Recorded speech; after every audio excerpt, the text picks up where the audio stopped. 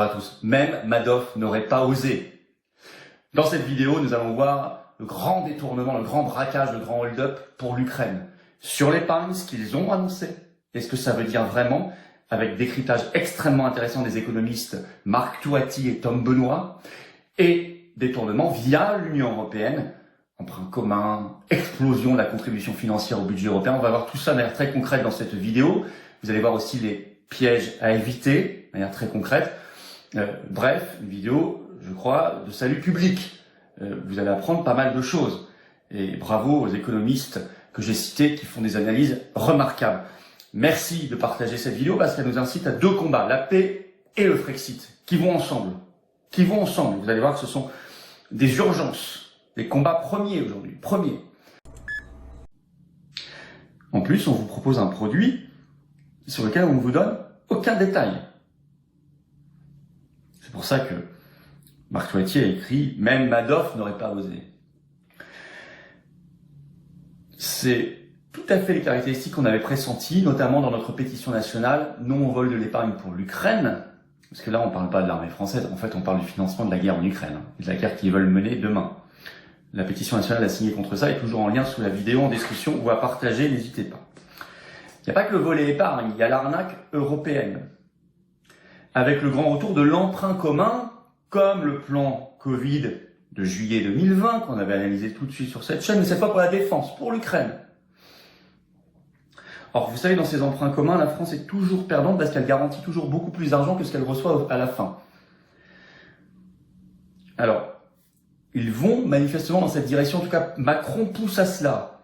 Grand article du Monde ce 21 mars, le titre « Réarmement de l'Europe, à Bruxelles, les esprits s'agitent sur un nouveau grand emprunt ».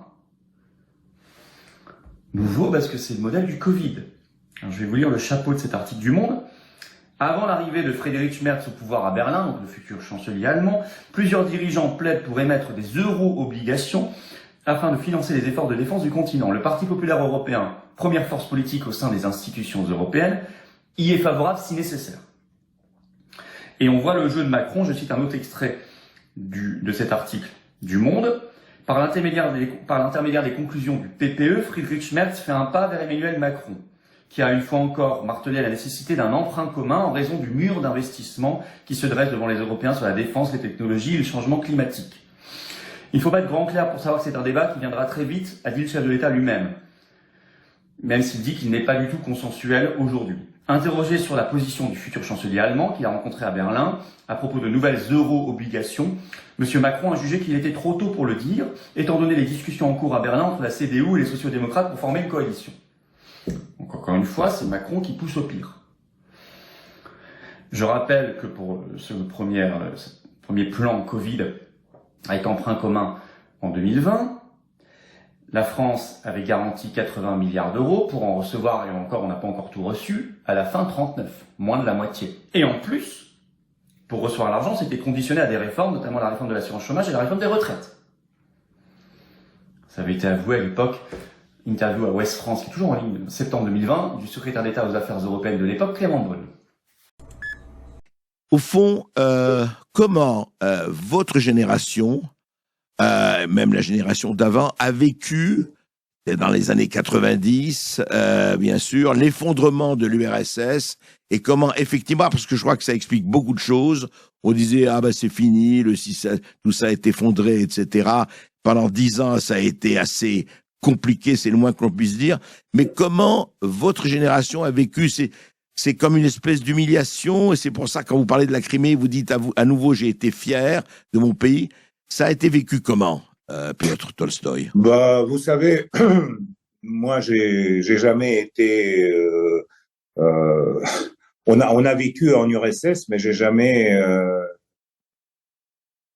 eu les sympathies aux communistes ou au système qui existait, parce que c'était un système basé sur la mensonge totale. Et donc, on était très contents, finalement, que c'est terminé.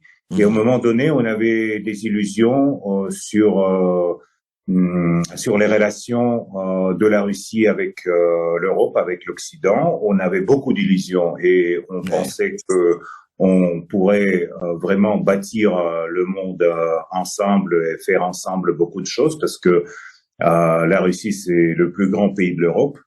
Et sans la Russie, l'Europe n'a pas accès à des ressources naturelles ni rien. Ouais. Mais donc, finalement, vous savez, pour nous, pour notre génération, le point très important, c'était l'agression de l'OTAN contre Yougoslavie. Ouais. Le bombardement de Belgrade, le bombardement des Serbes, l'humiliation des Serbes sur tous ces procès du tribunal international, etc. Donc, oui, je rappelle 1999, l'opération de l'OTAN qui a duré 2 mois et demi sans l'aval de l'ONU, hein, il faut le rappeler. Oui, tout à fait, tout à fait. Et donc, ça a beaucoup joué, ça. Ouais. Ça nous a montré clairement que tous les slogans européens, tous les slogans sur la démocratie, le moral, le droit de l'homme, tout ça finalement est soumis sous les intérêts géopolitiques ou économiques des pays européens, qui à l'époque encore ne dépendaient autant des États-Unis qu'aujourd'hui. Le 4 mars dernier, le Sénat a organisé une commission d'enquête sur la délinquance financière et le journalisme d'investigation. Parmi les intervenants, Fabrice Arfi, journaliste d'investigation chez Mediapart, a livré des révélations choc. Ce qu'il a à dire sur la corruption politique en France est tout simplement explosif, de quoi même se demander si nos chers politiciens ne sont finalement pas les plus grands délinquants de notre pays. On est citoyennes et citoyens d'un pays qui a déjà eu un président de la République définitivement condamné pour des atteintes à la probité, il s'appelle Jacques Chirac, dont le Premier ministre a été définitivement condamné pour des atteintes à la probité, il s'appelle Alain Juppé, dont le successeur de Jacques Chirac a été définitivement condamné pour une atteinte à la probité, il s'appelle Nicolas Sarkozy, et dont le Premier ministre a été définitivement condamné pour atteinte à la probité, il s'appelle François Fillon. Voilà. Donc ça veut dire 2 chefs d'État, 2 chefs de gouvernement qui ont été définitivement condamnés pour des atteintes à la probité. Je suis pas certain qu'il y ait beaucoup de démocratie occidentale moderne, comme on dit, qui ait un tel CV judiciaire. Je peux pas faire l'économie non plus dans un tel bilan de ce qu'est la présidence Macron. Pourquoi je dis ça? Parce que Emmanuel Macron, il a fait en grande partie sa campagne de 2017 précisément sur la moralisation de la vie publique. Je donne juste un exemple. Mars 2017, Emmanuel Macron dit qu'évidemment, un ministre mis en examen devra démissionner. Aujourd'hui, il faut quand même constater que nous avons une ministre de plein exercice qui va être jugée pour corruption.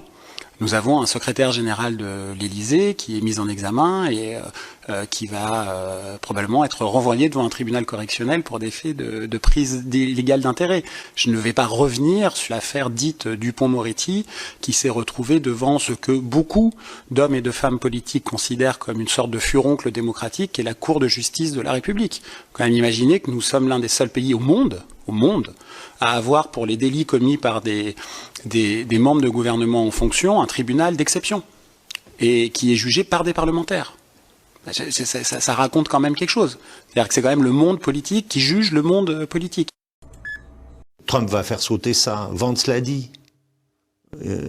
Trump n'a pas aucun intérêt à avoir un bastion progressiste. Donc aujourd'hui, je dirais que c'est un peu des soubresauts ce qui est en train de se passer en Roumanie. Mais je dirais il y a 3 personnes qui sont dans la ligne de mire du sniper là-dedans. Il y a Van der Leyen, il y a Macron et il y a l'anglais.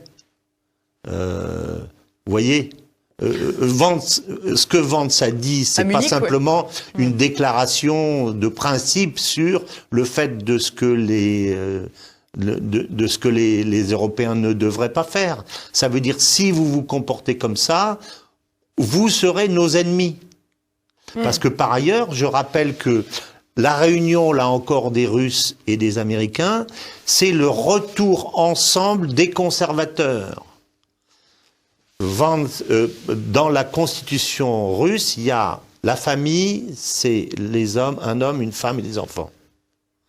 Dans son discours d'investiture, Trump a dit, il n'y a que 2 genres, les hommes et les femmes.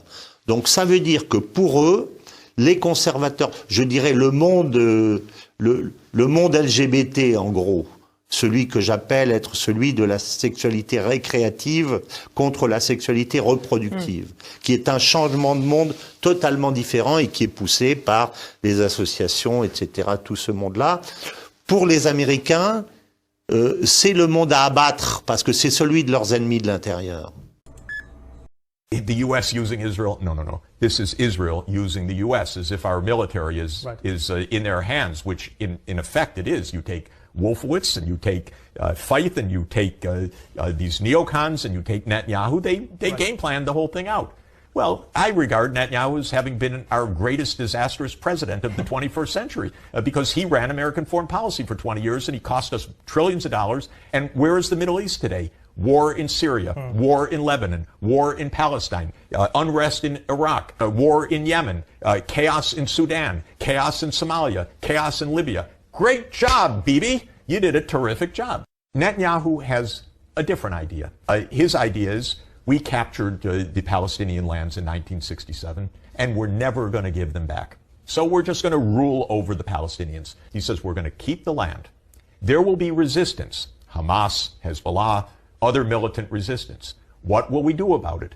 You can't really fight the terrorists, he says. You have to fight the states that back the terrorists. And Iran is the central one in his mind. But interestingly for Netanyahu, he lays out one by one. Yes, of course, Iran is the central one in his mind, but so too is Iraq under Saddam. He supported Hamas. Right. So too is Bashar al-Assad in Syria. Iran, Iraq, Lebanon, Syria, Somalia, Sudan, and Libya. And you know what the plan was? 7 wars in 5 years. Ainsi donc, une grande partie de l'humanité a été attirée, séduite par ce qu'est le communisme. Las personas creen que el comunismo no existe, que es solo Rusia o que es solo China, pero en realidad el comunismo está vivo en todos los países del mundo. Les gens ont tendance à penser que le communisme est exclusivement présent peut-être en Russie, certainement en Chine, mais la réalité des choses est que le communisme est omniprésent dans tous les pays du monde aujourd'hui. Que cette opportunité qui nous est donnée à travers l'avertissement n'a jamais été donnée auparavant dans l'histoire de l'humanité. Que tenemos que aprovecharla. Que nous devons en tirer profit. Porque no se va a volver a repetir. Car cette opportunité ne se répétera jamais plus. Y que aunque después del aviso nos persigan. Et que si bien est-il qu'après l'avertissement on nous persécutera. Que sigamos siendo fieles a él. Nous devons continuer à lui être fidèles. Porque luego vendrá un castigo. Car plus tard viendra le grand châtiment. Y que en ese castigo van a sufrir más.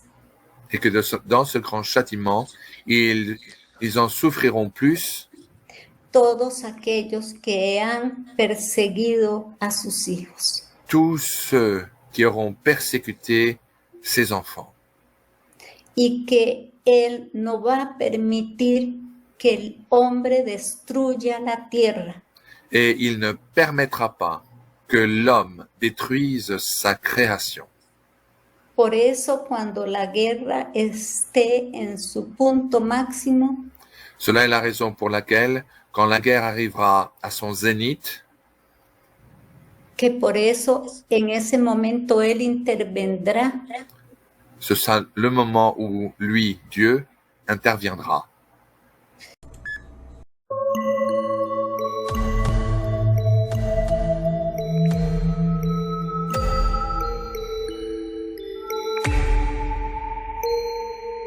Thank you.